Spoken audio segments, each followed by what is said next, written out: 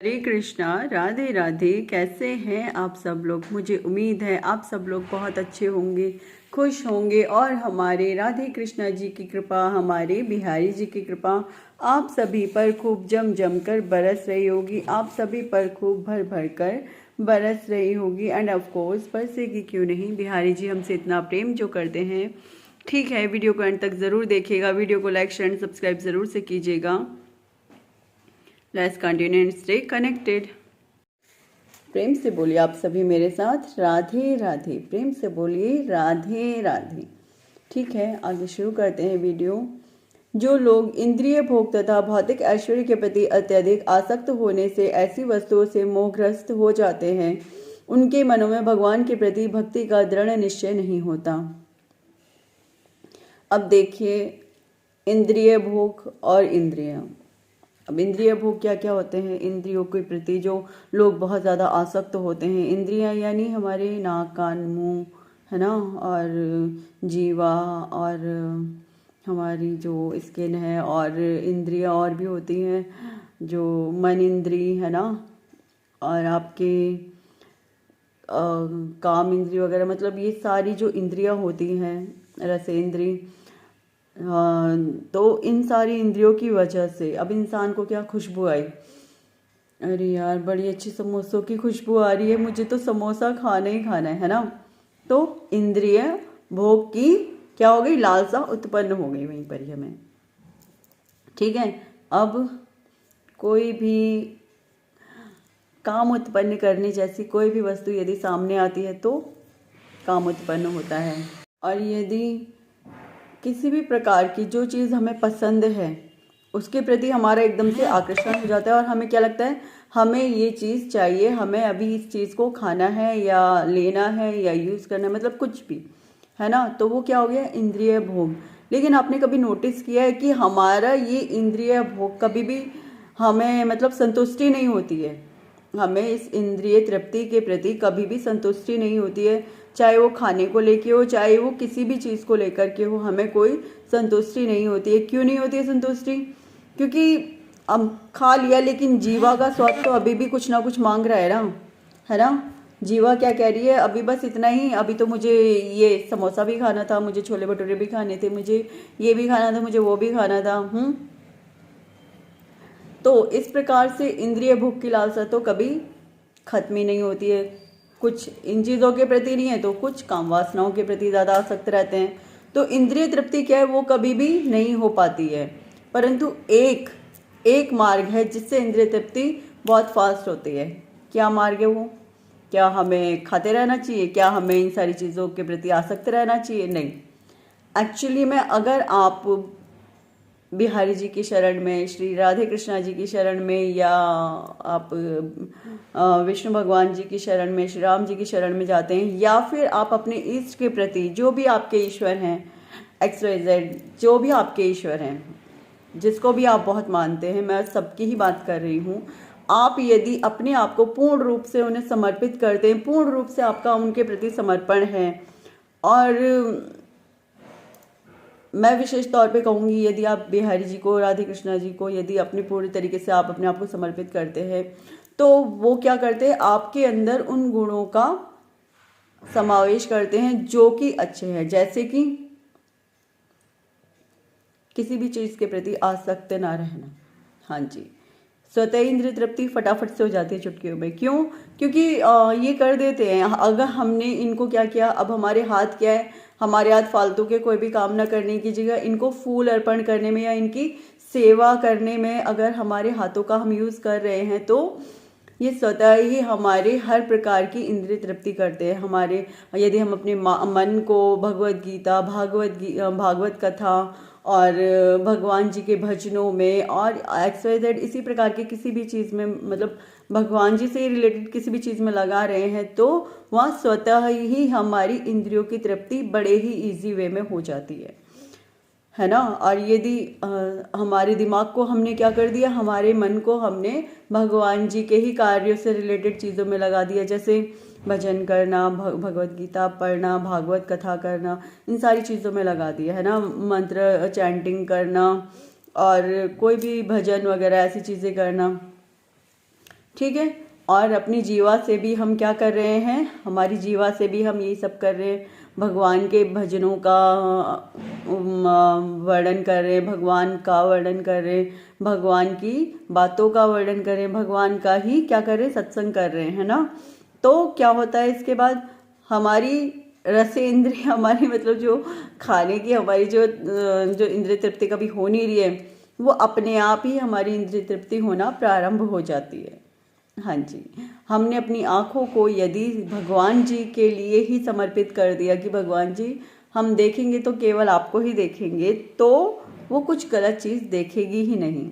यदि हमने अपने कानों को सिर्फ भगवान जी के भजनों के लिए, भगवान जी के ग्रंथों के लिए, वेदों के लिए ही समर्पित कर दिया, तो वो केवल और केवल अच्छी ही चीज़ यानी कि भगवान जी को ही सुनेंगे और कुछ सुनेंगे ही नहीं। कानों की इंद्रिय तृप्ति स्वतः ही हो जाएगी, है ना। इसी प्रकार से यदि हम अपने शरीर के अंग प्रत्यंग को ईश्वर के लिए समर्पित कर देते हैं, तो हमारी इंद्रिय तृप्ति स्वतः ही हो जाएगी। फिर हमें इंद्रिय तृप्ति के लिए ना खाने के लिए ज़्यादा सोचना पड़ेगा, ना किसी और चीज़ के बारे में ज़्यादा सोचना पड़ेगा। एक चीज़ और जो मुझे लगता है आप लोगों से शेयर करनी चाहिए।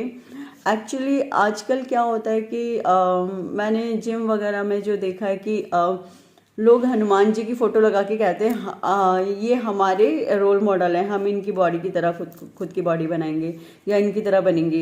एक क्वेश्चन है मेरा आप लोगों से सभी से, क्या हनुमान जी मीट इत्यादि खाते थे क्या, या वो ऐसी चीज़ों का सेवन करते थे, मीट हुआ, मदिरा हुई, इन सब चीज़ों का कभी उन्होंने सेवन किया था क्या, या फिर प्याज लहसुन का कभी उन्होंने सेवन किया था। जो आपने इनको रोल मॉडल बना लिया, तो वो क्यों बनाया है, कारण सिर्फ उनकी बॉडी उनकी बॉडी पहली बात तो उन्होंने आध्यात्मिक तौर पे बनाई है, ना कि जिम वगैरह के उससे। और दूसरी बात, जो उनको जो रोल मॉडल आप मानते हैं यदि, तो वो अपनी इंद्रिय तृप्ति के लिए कभी भी गलत चीज़ों का उपयोग कभी नहीं करते थे। वो सिर्फ और सिर्फ भगवान के ऊपर चढ़ाए गए प्रसाद का यूज़ करते थे, उसी को ही खाते थे। कुछ लोग शिव बाबा को भी इस चीज़ के लिए रोल मॉडल मानते हैं। तो मैं बता दूं, वो सच्चे वैष्णव हैं जो शिव बाबा हैं, और जो हनुमान जी हैं, वो एक्चुअली जो हनुमान जी हैं ना, वो शिव बाबा के 11वें अवतार हैं, है ना। तो जो हनुमान जी हैं वो शिव बाबा के ही 11वें अवतार हैं। तो शिव बाबा सच्चे वैष्णव हैं, मतलब एक तरीके से सर्वश्रेष्ठ वैष्णव शिव बाबा ही है। हाँ जी, शिव बाबा श्री विष्णु भगवान जी के परम भक्तों में से, मतलब उनसे श्रेष्ठ कोई भक्त है ही नहीं उनका। कुछ इस प्रकार से कहिए कि शिव बाबा से श्रेष्ठ भक्त कोई है ही नहीं विष्णु भगवान जी का।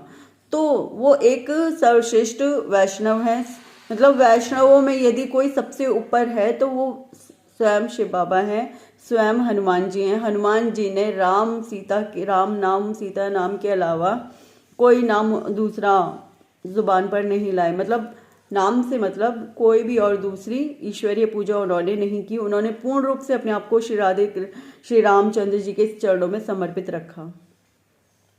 और मीट मांस और प्याज लहसुन तो उन्होंने कभी छुआ ही नहीं, खाना तो बहुत दूर की बात है, ठीक है। इसी प्रकार से शिव बाबा वो सच्चे मतलब सर्वश्रेष्ठ वैष्णव हैं। शिव बाबा या हनुमान जी एक ही हैं, आप उन्हें अलग अलग ना लगाइए, एक ही हैं वो। तो जो शिव बाबा हैं उन्होंने भी कभी ना तो मांस मदिरा का सेवन किया, ना ही प्याज लहसुन। तो आप किस प्रकार से उन्हें अपना रोल मॉडल मानते हैं, बस ये एक आंसर चाहिए मुझे आप लोगों से कि आप किस तरीके से उन्हें रोल मॉडल मानते हैं। यदि किसी को मैं आइडल बनाऊंगी तो मैं उसको पूरे तरीके से फॉलो करूंगी ना, क्या मैं सिर्फ उसकी एक ही चीज़ को फॉलो करूंगी कि उन्होंने बॉडी बना रखी है तो अब मुझे भी हाउ बॉडी बनानी है, किसी भी तरीके से बॉडी बनानी है। ऐसा क्यों भाई? आपको अगर अपनी फिटनेस पर ध्यान देना है और यदि आप उनको रोल मॉडल मानते हैं तो प्लीज़ हर चीज़ में उनको रोल मॉडल मानिए, किसी एक ही चीज़ में रोल मॉडल मत मानिए। ये मैं किसी एक जगह का या किसी एक पर्सन का नहीं बता रही हूँ। कि मैंने आजकल बहुत सारे जिमों में ऐसा देखा है कि लोग क्या करते हैं, हनुमान जी की फ़ोटो वहाँ लगा रखी है, अब वहीं पर ही अंडे भी खा रहे हैं और वहीं पर ही मांस वगैरह भी खाया जा रहा है। तो मैं आप लोगों से हाथ जोड़ कर रिक्वेस्ट करती हूँ, या तो वहाँ हनुमान जी की फ़ोटो मत लगाइए, या फिर वहाँ मांस मदिरा और अंडों का सेवन ना कीजिए। दोनों में से एक तो ज़रूर कीजिए। एक जगह पर मैंने देखा शिव बाबा की प्रतिमा रखी हुई है, उनका विग्रह रखा हुआ है, और वहीं पर ही लोग मीट मांस अंडे वगैरह सब खा रहे हैं। तो ऐसा ना कीजिए। देखिए, मैं किसी को भी यहाँ पे ये नहीं कह रही हूँ कि आपका फॉल्ट है। जो कोई सिखाता आ रहा है वो हम सीखते आ रहे हैं, एक्चुअली पगडंडी पे चल रहे हैं। मैं कह रही हूँ पगडंडी पे मत चलिए, थोड़ी सी अपनी भी अकल यूज़ कीजिए। थोड़ा सा इस और भी ध्यान दीजिए कि क्या खाना है, क्या सही है। ज़रूरी नहीं है कि किसी ने बोल दिया तो वही सही है। सही वो है जो हमारी आत्मा हमें गवाही दे। और अगर आपकी आत्मा ही आपको गलत करने के लिए गवाही दे रही है तो मैं आपसे रिक्वेस्ट करूंगी कि तब आप उसकी बिना सुनिएगा, ठीक है। और कुछ लोग कहते हैं कि हमारा काम ही हमारा धर्म है। ऑफ कोर्स आपका काम आपका धर्म है, लेकिन उसमें मीट खाना या फिर प्याज लहसुन खाना आपके धर्म में नहीं आता।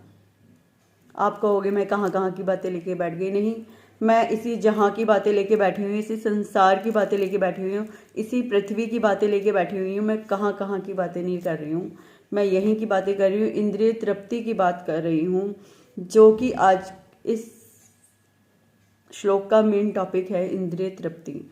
तो मैं इस इंद्रिय तृप्ति के ही बारे में बात कर रही हूँ कि यदि आप इंद्रिय तृप्ति करने के लिए ईश्वर को माध्यम बना लें तो आपकी इंद्रिय तृप्ति सहज ही हो जाएगी।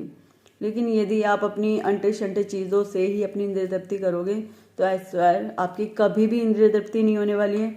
कभी भी नहीं, कभी भी नहीं, कभी भी नहीं। आपको जब आपने भोजन कर लिया आधे घंटे बाद फिर लगेगा यार कुछ खाना है, कुछ खाना है। आधा घंटा नहीं, 10 मिनट बाद ही चालू हो जाओगे कुछ ना कुछ खाने के लिए। तो वो इंद्रिय तृप्ति कहाँ हुई? पेट तो भर गया था ना, फिर इंद्रिय तृप्ति क्यों नहीं हुई? पेट तो भर गया था तो फिर इंद्रियों की तृप्ति क्यों नहीं हुई? रस इंद्रिय क्यों नहीं तृप्त हो गई? जीवा अभी भी क्यों भूखी रह गई? उसको भी तृप्त हो जाना चाहिए था, मगर वो नहीं हुई। तो उसको तृप्त करने के लिए पूर्ण रूप से क्या करना होगा? हमें खुद को ईश्वर को समर्पित करना होगा अपनी इंद्रिय तृप्ति करने के लिए। देखिए, मेरी बातों का ना कोई भी बुरा मत मानिएगा। मैं जो कहती हूँ ना आपके भले के लिए कहती हूँ। मानना ना मानना आपकी विश है। पूर्ण रूप से वो आपकी इच्छा के ऊपर निर्भर करता है कि आप मेरी बात माने या ना माने। मैं तो यहाँ पे समझाने के लिए बैठी हूँ ना, तो मैं समझाऊंगी, ये मेरा काम है, ठीक है। बाकी आप बुरा मत मानिएगा, आपको बुरा लगे तो उसके लिए सॉरी, ठीक है। क्योंकि भाई देखिए कुछ चीज़ें ना मुझे लगती हैं कि गलत हैं, तो दैट्स वाई मैं इधर बोल देती हूँ। बाकी मानना ना मानना ये पूर्ण रूप से आपके ऊपर निर्भर करता है। ये पूरे तरीके से आपकी इच्छा है, ओके। आगे बढ़ते हैं। समाधि का अर्थ है स्थिर मन। वैदिक शब्दकोश निरुक्ति के अनुसार जब मन आत्मा को समझने में स्थिर रहता है तो उसे समाधि कहते हैं। जो लोग इंद्रिय भोग में रुचि रखते हैं अथवा जो ऐसी क्षणिक वस्तुओं से मोहग्रस्त हैं, क्षणिक वस्तुएं यानी खाया और खत्म, यूज किया और फिनिश, ठीक है ना, उनके लिए समाधि कभी भी संभव नहीं है कि उनकी कभी समाधि लगेगी। हाँ जी, जानती हूँ कि ये चीज़ें आपके वैसे भी ऊपर से निकल रही होंगी कि समाधि क्या है, ये समाधि क्या, कौन समाधि लगा के बैठेगा? हम कोई संत हो गए हैं जो हम समाधि लगा के बैठेंगे? आपको पता है ये एक छोटी सी बात समझने के लिए ना पूरा जीवन भी कम पड़ता है आजकल, क्योंकि जीवन ही छोटा सा रह गया। 70 साल 80 साल, हद करके 100 साल, कोई बहुत चला तो चला 100 साल, इससे ऊपर कोई नहीं जाता।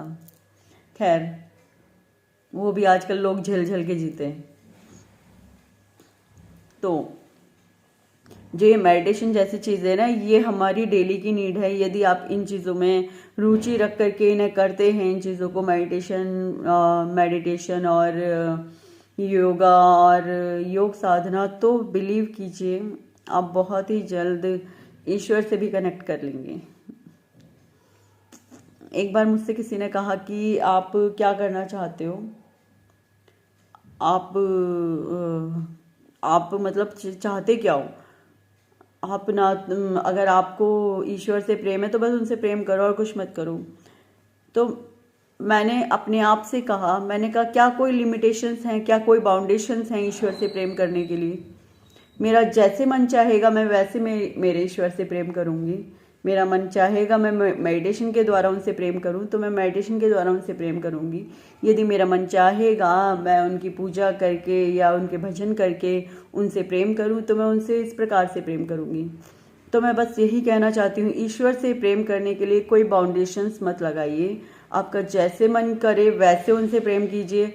और एक बात बहुत ही ज़्यादा अच्छे से बताती हूँ मैं आपको, जब हम ध्यान में ईश्वर को सोच रहे होते हैं या ध्यान में ही ईश्वर को बसाते हैं ना, तो ईश्वर हमसे डायरेक्टली कनेक्टेड हो जाते हैं उस वक्त, और वो हमसे प्रेम करना ऐसे स्टार्ट कर देते हैं जैसे वो भी हमारे बिना अब नहीं रह सकते। ठीक है, तो बस यही मैं आप लोगों को सजेस्ट करूँगी, आप ईश्वर से प्रेम कीजिए, उसके लिए कोई बाउंडेशन मत लगाइए, लेकिन अपनी जिम्मेदारियों से मत भागिए। एक्चुअली जिम्मेदारियां पूर्ण करना बहुत ज़रूरी होता है। कई बार क्या होता है, जैसे आपने मुक्ति के लिए हर कुछ कर लिया, आप कई बार लोग जैसे घर बार छोड़ करके बिना अपनी जिम्मेदारियां कंप्लीट करके निकल जाते हैं।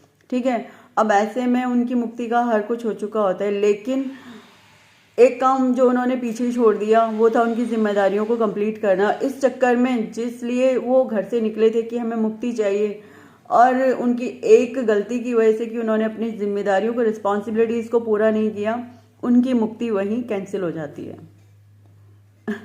देखिए, ये मैं उनके लिए बता रही हूँ जिनको वाकई वो जो चाहते हैं ना कि हमें मुक्ति चाहिए, तो मैं ये उनको बता रही हूँ कि अगर आप मुक्ति चाहते हैं और तो अपनी जिम्मेदारी से मत भागिएगा। ईश्वर ने आपको जो कोई भी जिम्मेदारी दी है उनको पूर्ण रूप से निभाइएगा।